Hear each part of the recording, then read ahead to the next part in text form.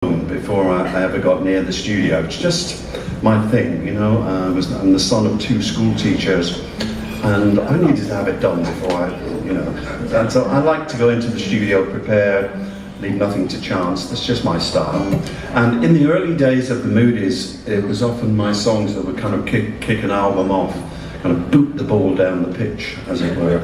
And but there was other guys, style to listen to that and then to sort of fiddle around, getting some, writing in the studio or getting a groove going in the studio. But it meant that a couple of us in the band, Ray Thomas, our flute player, and myself, the two of us would often find ourselves at a loose end for a while. And of course, flute and acoustic guitar and harmonica that Ray played and would just go so perfectly together. So we would always find ourselves a little place in every studio we worked at. And at the Decca Studios in London, in West Hampstead, we found this broom cupboard that was just perfect for us. So we set up our little stash and our paraphernalia there, and doings and stuff. And that was our little sort of hideaway thing. And in fact, we wrote quite a few songs in there together in the early days. Things like Are You Sitting Comfortably? Anyone remember that? And, Visions of Paradise. Kind of those kind of sparkly, fluty guitar things. And when it came to making the Octave album, which was the comeback album for the Moody's in the late 70s, we found ourselves at Mike Pinder's studio. Mike Pinder was the keyboard player of the Moody Blues. And we found ourselves at his studio up in Coral Canyon. It was the only album we ever made out of the United Kingdom. And so Ray and I thought we got to find somewhere, hang around. So we found this tape store that was adjoined to the studio.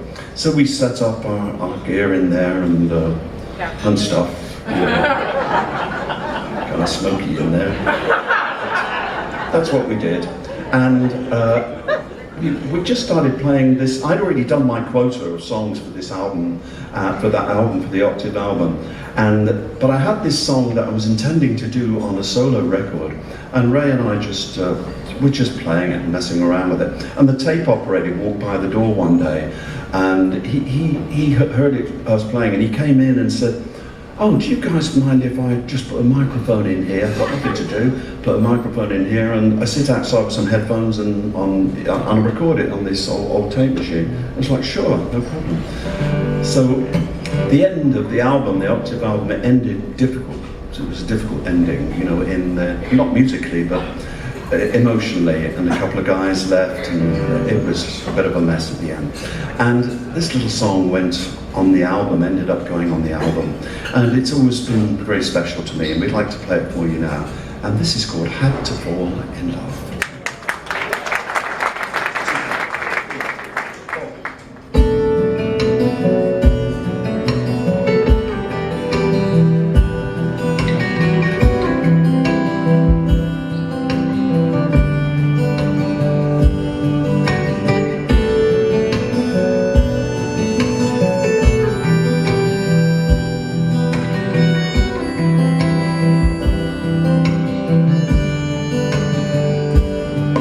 What mattered to me was the right to be free, like I'll be someday.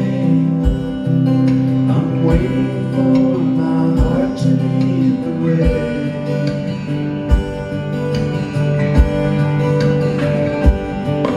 The places I've seen and the roads in between make me wonder why